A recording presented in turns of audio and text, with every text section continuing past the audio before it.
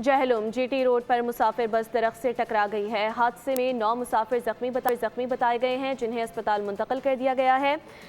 Rescue ज़राए ने मजीद क्या डिटेल्स शेयर की हैं, यासिर फहमीद से जानते हैं। यासिर फहमीद, अपडेट कीजिएगा।